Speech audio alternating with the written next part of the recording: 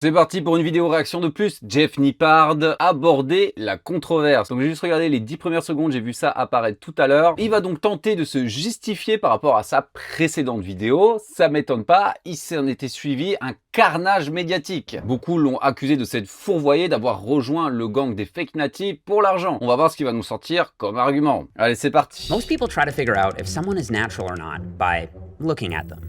If they're below the line, they're natty. Regardons voir qui nous a mis sur ce spectre. Siméon Panda. Si vous pensez que Siméon Panda est naturel, donc le plus gros fake native de tous les temps, non, c'est faux. Le plus gros fake native de tous les temps juste à côté est Mike O'Hearn, qui des fois en rigole. Mais si vous pensez que Siméon Panda est nati, s'il vous plaît, éteignez cette vidéo, éteignez votre ordinateur et rallumez Gulli. The Rock, Liver King s'est fait cramer ironiquement. Bon bref, très étrange. If they're above the line, they're not. But the problem is, people draw that line in very different places. Some people draw the line here, at Will Tennyson. Others draw the line right up to, but not including Simeon Panda. Believe it or not, a lot of people still think that The Rock is natty. And recently, millions of people fell for the Liver King scam, buying that his physique came from his ancestral diet and not the $10,000 monthly steroid cocktail. Ok, alors c'est marrant, c'est que même lui, il sait pertinemment que The Rock n'est pas naturel. Il nous balance le cycle du Liver King, j'adore. Regardez tout ce qu'il prenait quand même. Et il y a des gens qui pensaient sincèrement qu'il était naturel. Donc, DK, Winstrol, testostérone, ibutamorène, donc c'est du MK677, pourquoi j'ai dit comme ça, de l'IGF-1, et en vrai, il y avait même d'autres choses. Il s'est fait balancer par son préparateur physique. Mais ce qui est marrant, c'est qu'il a mis Liver King à l'extrême juste avant Ronnie Coleman, genre ceux qui sont avant. Du coup, alors je vais vous le dire, ils ont clairement une meilleure génétique. Mike O'Hearn, Siméon Panda, même naturel, des dieux grecs c'était. Génétique de fou. Certainement que notre ami Liver King, il a dû compenser avec beaucoup plus de produits. Mais déjà, je trouve ça étrange. So it's understandable why so many people don't believe influencers anymore. And it's also understandable why there's so much disagreement about how big you can get without steroids. Even within our own community, people are not on the same page about this, and it's leading to some absolute dumpster fire debates. Il a raison dans le sens, absolument tout le monde a accès aux commentaires et à donner son avis sur les réseaux. Des personnes très éclairées, des personnes qui n'ont pas du tout d'expérience. Combien de fois j'ai vu des gamins de 15 ans vouloir apprendre à d'autres personnes qui avaient beaucoup plus d'expérience la vie, sans parler des Jean-Michel boomers qui n'ont jamais soulevé un haltère de leur vie. So, in this video, I'm diving straight into the dumpster fire, and I'm taking 3 tools with me: history, science, and common sense. And using those 3 tools, I'm going to give my final answer to the question, how big can you get without steroids?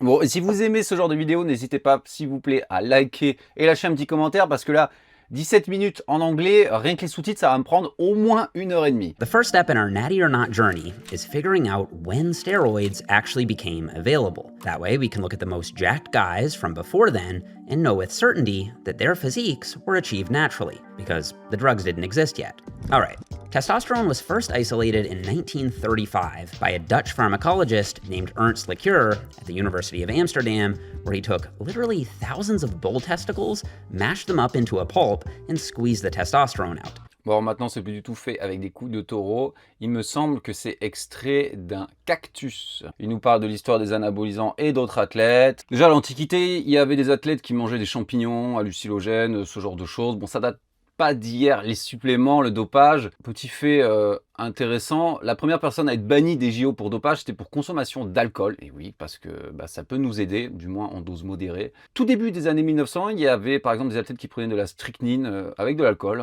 ou bien tout simplement de la cocaïne. Dans les années 40, les soviétiques se sont mis à gagner les Jeux Olympiques, mais vraiment de manière spectaculaire. Donc déjà, on suppose que c'est à l'époque que sont apparus les premiers stéroïdes, donc avant 52, parce que vraiment ils se sont mis à dominer tout le monde et que les Américains ont réagi en essayant de développer justement des substances de synthèse pour contrer ça. Il nous parle de l'histoire des anabolisants et d'autres athlètes. Based on all this, I think it's safe to say that in all likelihood, American bodybuilders weren't juicing before the 1950s, which means that this physique from 1947 was built 100% naturally. In this photo, Steve Reeves is 21 years old at 6 foot 1 inches tall, 215 pounds, and what looks to be around 10, maybe 12% body fat. Steve Reeves, c'est littéralement l'inspiration de tant de jeunes hommes à l'époque, même d'Arnold, avec Ray Park. Littéralement un monstre, c'est un élu génétique. Même son physique de nos jours est toujours, mais vraiment cité parmi les légendes. Voilà, donc par exemple, on a Eugène Sandow, donc ça c'était sûr que il prenait pas d'anabolisant et on peut admirer son physique. Ceci dit, évidemment, est-ce que Eugène, qui évidemment s'entraînait dur, c'était un des pionniers du bodybuilding, est-ce qu'il avait forcément la meilleure génétique pour ce sport? Pas forcément. Et donc il va utiliser ses physiques, ce magnifique physique, pour nous montrer ce qui est possible naturellement, et qu'on le compare un peu à nos fake nazis du 21e siècle. Voilà, donc si on s'accorde à dire que Steve Reeves est naturel, en tout cas c'est sûr que Eugène Sandow l'était. Pour moi, clairement, Steve Reeves, c'est ce qu'on appelle la limite naturelle. C'est un élu génétique esthétiquement incroyable. On va directement passer à la partie science. The most groundbreaking study on natural muscular development was published by Corey and colleagues in 1995. The researchers went to local gyms in Los Angeles and Boston and asked people if they were natty or not. They got 74 natties and 83 enhanced guys to volunteer for the study. Then, after urine testing them to make sure they weren't lying, the researchers measured everyone's height, weight, and body fat percentage. From there, they plugged all their body measurements into this formula for fat-free mass index, or FFMI, which is basically just a number that tells you how jacked you are. Il me semble que j'avais parlé de cet indice dans une des vidéos précédentes, justement, dans les Nati ou pas. C'est pas mal comme modèle. Évidemment, il n'y aura jamais une précision 100%, c'est-à-dire que déjà le modèle qu'ils ont utilisé pour calculer le pourcentage de masse sèche n'est pas parfait. Il n'y a que l'IRM qui est parfait en réalité. La masse sèche, malheureusement, ça englobe aussi l'eau. Donc si tu as quelqu'un qui fait de la rétention d'eau, si quelqu'un qui a pris du DK et qui a une tonne de rétention d'eau, par exemple, ça va le compter comme du muscle, alors que ça peut ne pas forcément être le cas. This is what they found. Each circle on the graph represents a different person. On the left are all the natural lifters, and on the right are all the lifters taking steroids. And on the y-axis is their FFMI. Remember, the higher the number, the more jacked. So this guy was the most muscular, this guy was the least muscular. There are a few really interesting findings here. First, it's obvious that the steroid users were more jacked on average. No surprises there. But if you look at the individual subjects, you can see that going on steroids didn't actually guarantee that you'd be bigger than every natty. Évidemment, et ça fait écho à une superbe étude de Bassine de 1996 que tout le monde s'évertue à ressortir, n'est-ce pas, où ils avaient comparé 4 groupes, des personnes qui prenaient des stéroïdes allaient s'entraîner, des personnes qui prenaient des stéroïdes n'allaient pas s'entraîner, c'était 600 mg de testostérone, des personnes à qui on donnait un placebo qui ne s'entraînaient pas, et des personnes à qui on donnait un placebo qui allaient s'entraîner. Et dans l'étude, il me semble que ceux qui avaient pris un stéroïde et n'étaient pas allés s'entraîner avaient même gagné plus de muscles que les naturels qui étaient allés s'entraîner. Donc tout le monde crie au scandale en disant à quel point les stéroïdes c'est magique, à quel point ça vous fait gagner du muscle même sans rien foutre. Sauf que évidemment c'est totalement faux, déjà il n'y a eu qu'une seule étude qui a fait ça, elle était biaisée. Déjà si on vous donne des stéroïdes, est-ce que vous allez rester chez vous à rien foutre? Ou bien peut-être que certains avaient un métier actif. Ensuite je vous parlais tout à l'heure de la rétention d'eau qui est extrême quand on passe de rien du tout à 600 mg de testostérone. Donc là on peut voir qu'il y a tout un tas de mecs qui prenaient des stéroïdes qui étaient moins musclés que des mecs naturels. Donc, bien sûr, faut pas croire que les stéroïdes c'est magique. Quand vous commencez les stéroïdes, imaginons vous avez 10 ans de muscu. Forcément maintenant vous êtes arrivé à un plateau, vous gagnez presque rien chaque année,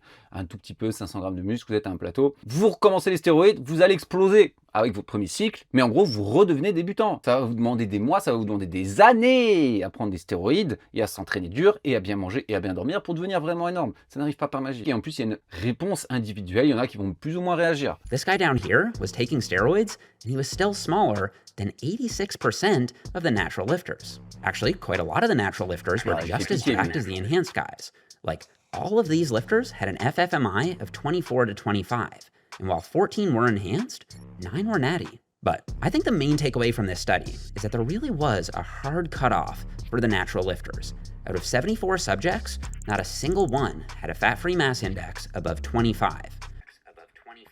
Ça, ce qui nous intéresse, c'est qu'il n'y avait littéralement aucun naturel qui avait un FFMI au-delà de 25. C'était en 96, les gens savaient quand même s'entraîner. Croyez pas, c'est pas parce qu'on a des machines un peu plus différentes et c'est toujours les mêmes compléments, c'est toujours tout le même reste. 100% of lifters with an FFMI of 25 or higher were on steroids. This led the authors to state that only rare individuals, perhaps with some genetic or congenital anomalies, may attain an FFMI in excess of 25 without steroids. I fit their trend too. According to my latest DEXA scan, I'm 10.3% body fat, I'm 164.5 centimeters tall, and I weigh 155.8 pounds. That means my FFMI comes out to 24.4. Écoutez, il est en plein dedans, il est vraiment solide. Je lui mets 20 cm, mais je lui mets que 16 kg. Il est vraiment solide. Il s'entraîne depuis 20 ans. Il a battu des records en powerlifting canadien. Il était bodybuilder naturel professionnel. Vous avez vu ses parents, on a vu dans la vidéo précédente sa mère, il a une super génétique. Pour moi, c'est le haut niveau naturel, le très haut niveau naturel. Is that it? 25 is the natty limit? Well, let's see. This is a list of all the pre-steroid era Mr. America bodybuilding winners from 1939 to 1949. In 1939, Burt Goodrich was the best bodybuilder in America. He had an FFMI of, 24.3. Oui, mais regardez, à l'époque, les frérots, ils n'étaient pas à 10% de matière grasse. Je suis désolé, à l'époque, ce n'était pas l'esthétique recherchée. On était plus flotteux, on était plus smooth, comme on dit, n'est-ce pas, un peu plus gras. Même Arnold, quand il gagnait ses compétitions, il n'était pas écorché comme de nos jours. Sur quoi il se base pour calculer ses FFMI? Sur les données ondites, maintenant qu'on a pu recueillir sur ce qui s'est passé à l'époque. Et à l'époque, on exagérait tout. Il fallait vendre notre petit magazine, hein. On exagérait tout pour vendre du rêve. Parce qu'on a du mal à vérifier, donc tout le monde, il va de sa petite légende. Tu écoutes tous les pros maintenant, ils te disent « on prenait quasiment rien. Mes biceps, ils faisaient 60 cm. » Moi, Ronnie, mais je suis devenu pro naturel, évidemment. And then from 1943 to 1949, 5 other pre-steroid era bodybuilders broke through the supposed natty ceiling of a 25 FFMI. So yeah, even when you go to the best of the best, hitting a FFMI of over 25 is rare, but it's not impossible. Let's go back to the Corey study. There are only 74 subjects here. And again, you do see this hard cutoff on the natty side at 25. But I suspect that if they had more natural subjects, you would have seen more people break through that ceiling. And with enough subjects, you'd eventually see a normal distribution, more like what you see on the enhanced side. Just consider this 2017 study on Division I and Division II college football players. The average FFMI for an offensive lineman was 25.1. Ok, alors ça, c'est littéralement le pire exemple du monde. Je connais très bien le foot américain, c'était mon sport. J'ai commencé la muscu pour le foot américain. Ils sont tous dopés, ils commencent à 16 ans. J'ai des amis qui ont été faire des stages aux États-Unis. Je sais très bien comment ça se passe. Dès la NCAA, donc c'est-à-dire le high school, n'est-ce pas?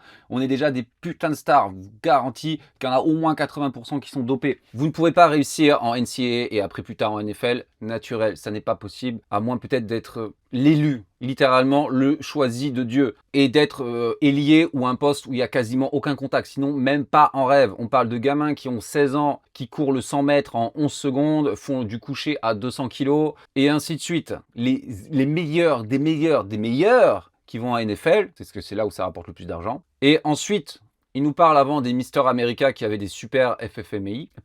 Ok, excellent, on parle de bodybuilders avec une génétique d'élu qui sont entraînés pendant des années pour gagner ce concours. Et il nous compare des personnes comme ça, qui sont entraînées pendant je ne sais pas combien de temps, à des gamins de 18 ans. Dans la vidéo précédente, Jeff, qui a 20 ans de muscu, qui a une super génétique, qui était pro, il se faisait fumer par 3 personnes qui s'entraînent depuis 3 ans et qui ont 19 ans, qui n'ont même pas fini leur puberté. C'est une chose de me dire, notre champion là, qui s'entraîne depuis 10 ans, il a un super Fat Free Mass Index, n'est-ce pas? Et de le comparer à un lycéen qui s'entraîne depuis 2 ans.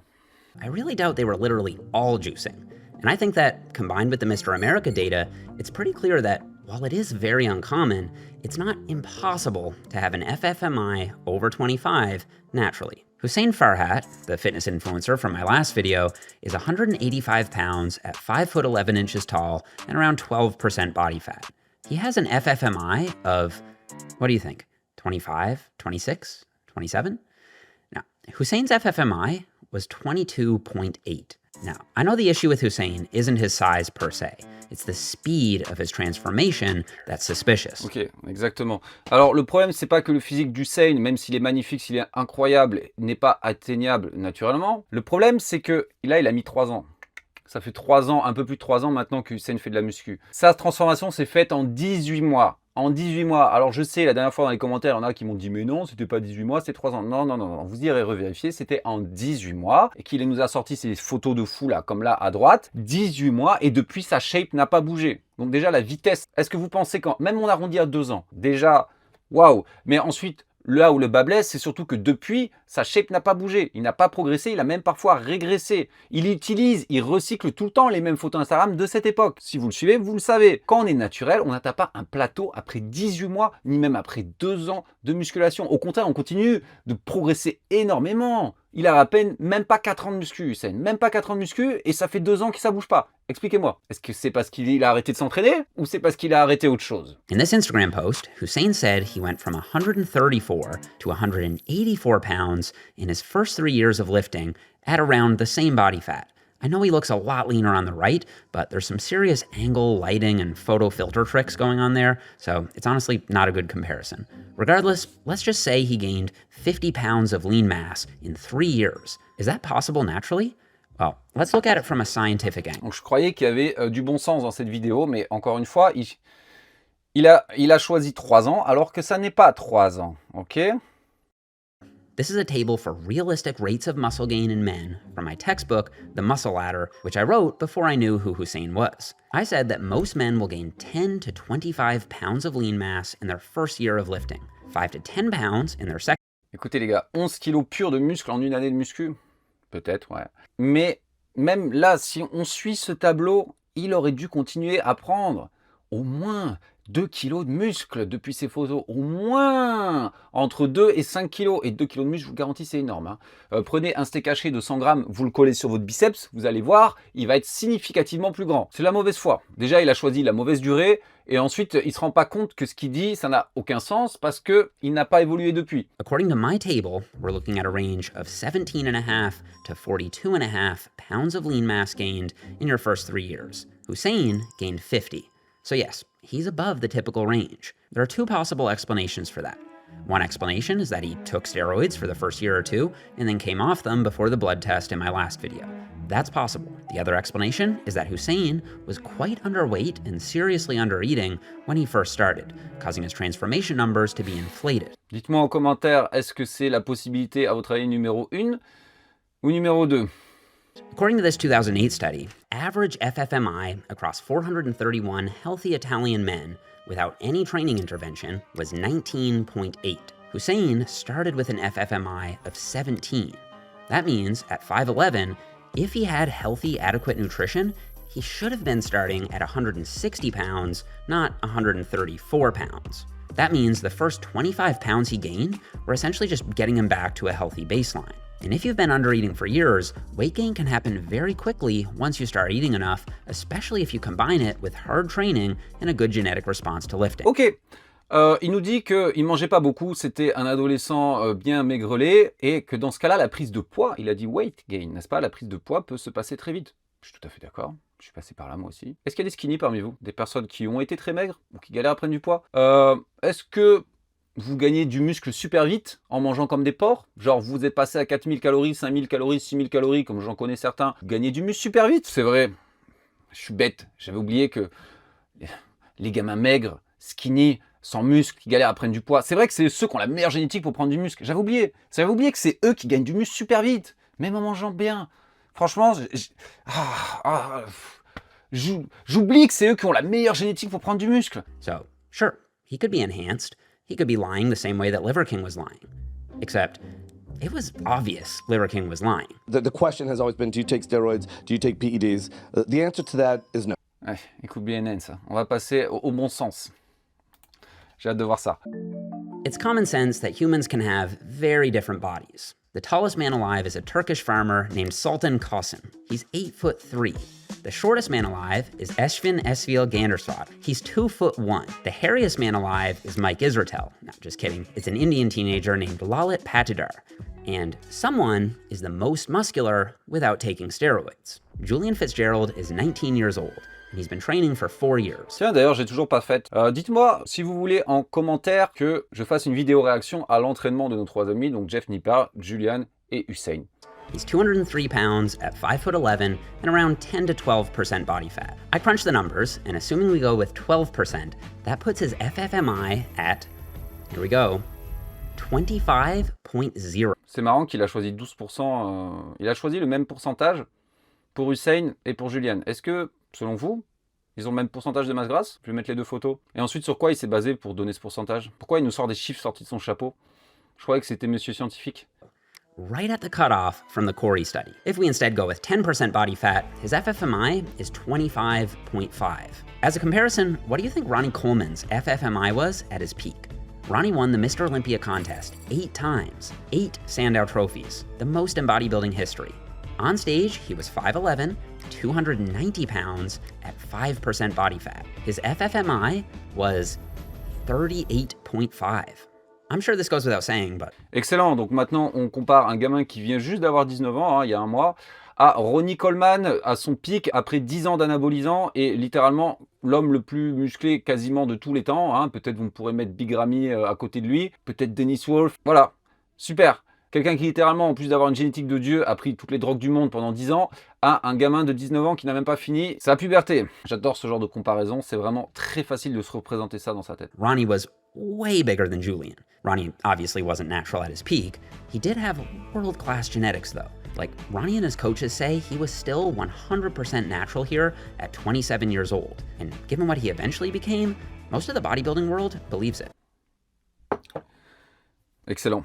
Donc Ronnie était beaucoup plus musclé, ergo Julian est naturel. Donc Ronnie nous dit que là, à 21 ans, il était naturel. Qu'en pensez-vous? Est-ce que vous pensez que c'est pour augmenter sa légende? Est-ce que vous pensez qu'il a exagéré un tout petit peu ou que sa génétique était à ce point bonne? Now, in case you're doubtful, which I totally get, just check out this classic study which showed the power of muscle building genetics. It might just blow your mind if you haven't seen it before. I'm not sure if this part is common sense or not. Maybe it depends on how long you've been around gym culture. They took 342 women and 243 men and had them train their biceps for 12 weeks. Then they measured how much their biceps grew using MRI. The interesting part is that they all ran the same program, the exact same program. But just look at how different their gains were. Most people grew their biceps by about 20%, but there were a few unlucky subjects who didn't gain any muscle at all. And there were a few really lucky subjects who gained 40, 50, even 55% bicep size. Ok, ils ont pris des personnes, il y en a qui faisaient du sport, il y en a qui faisaient pas de sport. Comment tu veux mesurer la variabilité là-dedans? Il y en a qui étaient déjà actifs, forcément, qui vont gagner moins de muscles que des personnes qui n'ont rien foutu. Et évidemment qu'il y a des variabilités génétiques. Mais il faut comprendre que peu importe la vitesse à laquelle on gagne, il y a des plateaux. Quand on en parlait avec l'indice, on ne peut pas violer les lois de la physiologie humaine. Dans tous les cas, même s'il y a des personnes qui vont gagner énormément plus de muscles, les mêmes principes s'appliquent. C'est-à-dire, on gagne énormément au début, plus les années passent, moins on gagne, on aura des points faibles, des points forts, etc. And it still had a few freaks. So why are some people so surprised when every now and then someone shows up with genetics like Julian Fitzgerald or Ronnie Coleman? All right, so how big can you get without steroids? Well, assuming you're an average male, you train hard, you eat right, and you stay consistent, you should be able to hit a fat-free mass index of 22 to 24. Maybe 25 if you stick with it long enough and you've got some pretty good genetics. At around 12% body fat, a 24 FFMI would translate to 165 pounds if you're 5'6", 185 pounds if you're 5'9", 200 pounds if you're 6 foot, and 220 pounds if you're 6'3". 200 pounds, ça fait combien? Donc moi je suis un petit peu plus grand, on va voir. Comparé à la taille de Samuel Hartman, s'il vous plaît, je ne l'ai pas en tête, 90 kg, donc c'est vraiment la limite de la limite, ouais. Some of you will be able to go above those numbers, and it doesn't necessarily mean steroids, but for most people, this will be around your natty limit. Ok, très bien, donc pour lui, la limite en gros c'est 25, peut-être. Donc déjà, deux questions me viennent en tête. Pourquoi il nous parle des Mister America des années 50? Il y en a certains qui étaient mesurés à 28. Si lui-même pense que c'est pas possible, a priori, à moins d'être... c'est pas possible. Je vais vous dire pourquoi, tout simplement parce que leurs mesures, les chiffres qu'ils ont donnés sur leur quantité de masse, sur leur poids, leur masse grasse, déjà, ils n'ont pas pu la calculer. C'est des conneries. Deuxième chose, donc lui, après 20 ans, il a réussi à atteindre 24,4. Après 20 ans de training, c'est son métier. Il a littéralement tout donné l'année dernière pour ça. Mais ça ne le dérange pas qu'il y ait des gamins qui ont littéralement 7 fois moins d'années de muscu que lui et qui soient à peu près à son niveau, voire au-dessus de son niveau. Sans compter, encore une fois, que Jeff a une très bonne génétique et s'est entraîné au plus haut niveau en powerlifting et en bodybuilding pendant des années. Ce n'est pas n'importe qui comme référentiel. Là, je fais le mec critique. Il y a plein de choses vraies dans ce qu'il dit. C'est quand même une bonne vidéo, malgré certaines choses un peu cheloues. On en revient toujours à la même question. Est-ce que Julien est naturel? Peut-être. C'est possible. C'est vraiment un élu. À voir comment son physique évolue dans les prochaines années. Ça nous permettra d'avoir une meilleure image de ce qui est possible ou pas, de son point de vue. Usain, non. Je vais vous dire non parce qu'il y a eu trop de choses cheloues. Il a menti sur le fait d'avoir été testé en compétition naturelle. Son physique n'a pas bougé, il recycle toujours les mêmes photos. Sa transformation était ultra rapide et on va me dire oui mais il s'entraînait parfaitement. Non les gars, il s'entraînait dans un garage, il faisait des tractions sous une échelle. Me parlez pas d'entraînement et de diète parfait. Qui vole un œuf, vole un bœuf. Le mensonge c'est pas pour rien. On a eu le même cas en France, du moins participant au Mr Olympia naturel, donc Carloman. Beaucoup de personnes l'accusaient de ne pas être naturel parce que effectivement il a un physique incroyable, mais comme tout le monde au niveau Olympia, moi je vais vous le dire, hein, niveau Olympia, vous pensez qu'il y a des naturels? Vous rêvez les amis, vous rêvez. Jusqu'à qu'un jour, il se fasse balancer pour usage de clenbutérol. Donc, c'est une substance interdite dans les compétitions naturelles. Donc, c'est un brûleur de graisse très puissant. Ça ne va pas vous faire prendre de muscle, sauf si vous êtes une femme. Dans ce cas-là, ça sera anabolisant. Mais après, il a fait son mea culpa. Oui, j'avoue, je me suis dopé, mais c'était que du clenbutérol. Ça ne m'a pas permis de gagner de muscle. Écoutez les gars, je vais vous le dire, si c'était pas fait balancer, il se serait jamais fait choper pour ça. Et s'il a menti sur ça, vous pensez qu'il prend rien d'autre? Donc il a été capable de mentir et de prendre ce truc, mais il prend rien d'autre. Il y a des choses que vous ferez, pour ainsi dire, jamais choper. Hein. Les peptides, et si on veut aller loin, on peut prendre de la GH, de l'insuline. Il y a certains d'autres SARBs où, si vous gérez bien votre cycle, n'oubliez pas qu'il y a des personnes dont c'est le métier, littéralement. Je dis pas qu'il apprenait grand-chose, notre ami. Je pense qu'il prenait pas grand-chose, qu'il a une bonne génétique, une bonne éthique, il travaille bien, travaille dur. Mais si vous pensez qu'il a pris que du clean, les gars, vous êtes vraiment, vraiment naïfs. Bref, n'oubliez pas que même Thibaut InShape s'était fait choper pour avoir joué...